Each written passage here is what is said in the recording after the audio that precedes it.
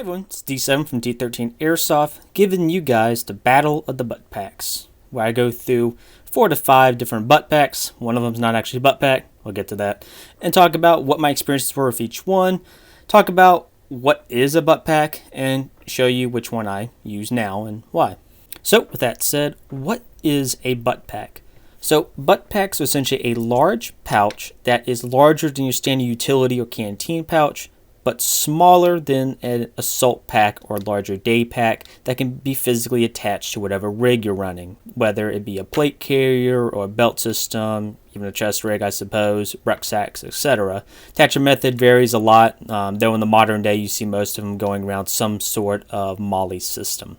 Buttpacks were pretty early on in tactical gear development, at least in a modern sense. By 1900s onwards, you started to see more and more of these larger pouches attached to rigs that weren't necessarily assault packs or day packs of some sort. And by the 1960s to 1980s, you really start to see a lot of them. I know the United States military had them a lot in the 50s, 60s, and 70s. Then you see them a lot in a lot of Vietnam era footage and photography. Now going into the Cold War onwards, you still saw them for a good bit, even up to the early war on terror in many Western countries, but the advent of more body armor and plate carrier started to phase them out.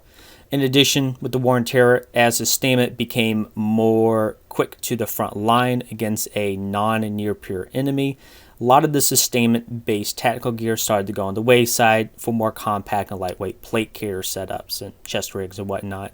Now with the war on terror dying down and into seeing a more near peer threat in the war in Ukraine, you start to see a lot of nations go back to this more sustainment theory, and you are seeing guys pulling out old gear and some new gear being developed around it, and Buttpacks is part of this system. So let's start with the first one, which is the one that's not really a Buttpack, which is the Black Hawk Seaburn or gas mask pouch.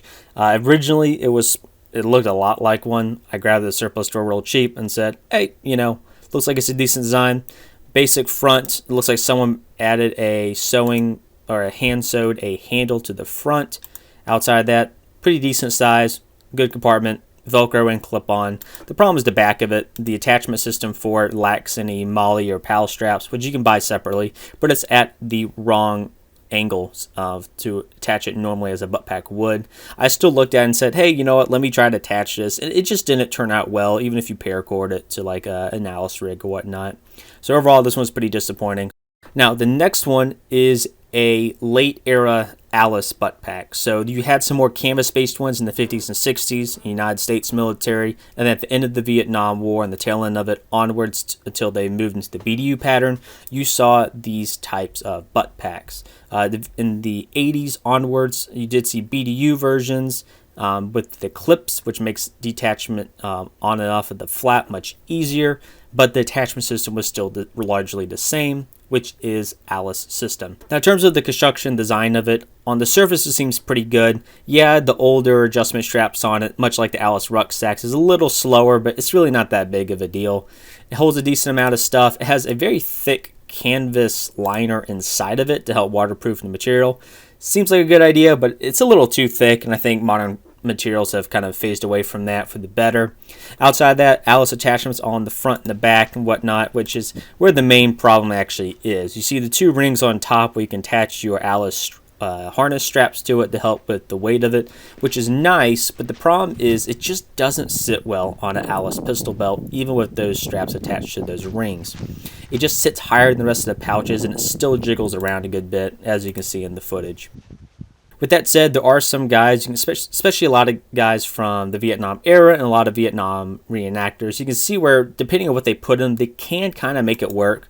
But a lot of times it involves being filled to the brim, being off-centered, and then if you don't have stuff in it, it tends to jiggle around anyway. So, I mean, there's definitely some good here if you adjust it right, but there's better ones out there. Next one is the U.S. military issued waist pack / Buttpack. I think the Gnome says waist pack because it serves many purposes. It has a strap with it on the back where you can just clip it on, sort of like a fanny pack, or attach to rucksacks, which is what I primarily use this for. In terms of construction, yep, pretty decent. Has modern camo, which is great. It's MOLLE compatible. It also has quick detached clips on the back of it. My biggest design issue with this is it's longer than it is tall. And I don't want really a tall pack on me, but having something this long taking up, I think, around 6 molly cells is a lot of space on a lot of kit. In addition, it seems to be a little bit less in real estate, but don't let the size fool you. It can definitely still fit a decent amount of stuff. So would I recommend this one? Yes, if you have a lot of real estate. For me, I tend to use it not necessarily as a butt pouch, but as an additional utility pouch on, say, like an Alice rucksack. Just attach it to the straps on top, give you some extra real estate if you need it, which is definitely very helpful. Moving on to the Russian-made Smurfs style butt pack. There's actually a couple different versions. The one I had isn't necessarily the Smurfs one in so much as the 6SH112/116 Ratnik series. I'm sure someone knows the exact nomenclature specific to the butt pack, but it's supposed to be integrated with the rucksack, with the butt pack, and so on. Even though I did use it for a short amount of time, but I have given it to D12, who's also on our team. It goes more into the longer issue with the pros and cons of the Smurfs LBE system, but specific to this conversation, the butt pack was pretty good overall. Quality and construction was pretty decent, though there were some flaws with it, but perfectly acceptable for use. Had the 2 side pouches for at least 2 AK-47 or 74 style magazines. Pretty nifty for extra sustainment there. And then a pretty decent amount of space inside of the butt pack and a thin compartment on the top. Now, I got this one in OD green. Used it for a bit, and again, the Smurf system in general I didn't care for, and I've since then given it to D12, who has had a good amount of use for it for his purposes. With all this said, my biggest issue with the Smurfs butt pack, or the Russian-made butt pack series, is that most of them are 5 molly cells long, which is an odd number and very weird with a lot of tactical gear. Usually if you use an LBE system or a rucksack, it's usually based on sets of 4 molly cells. So having 5 means it's oftentimes a little bit to the left, a little bit to the right, how you adjust your gear.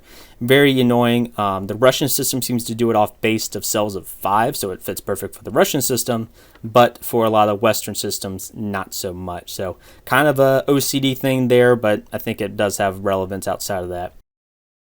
And last but not least is the one I'm using now, and my favorite is the Mayflower Jungle butt pack. Harkens back to a lot of the good with the Alice and Smurfs butt packs with the extra rings on top that can attach to your harnesses, and then it has the opening on the top. It has molly on the sides instead of the Alice. It has a small compartment in the top flap. The inside is a very decent size with a very thin wet weather liner, which is great because it's much more compact than what you saw with the Alice canvas ones. Drainage holes in it. You can get it in multicam, which is great because I like multicam. And it has more quick detachable clips on them. In addition, the attachment system uses the rubberized molly variant of the molly straps and does work quite well even on the Alice system. Taking a note out of British tactical gear circles, I went ahead and put a bungee strap around it, which helped with the butt pack from jiggling around a lot and has made it a very, to a certain extent, compact rig for what it is. And it's been my go-to since. I hope you guys found this video helpful in trying to expand what options are out there for butt packs. And tell me what you guys thought. Thank you guys for watching. Bye.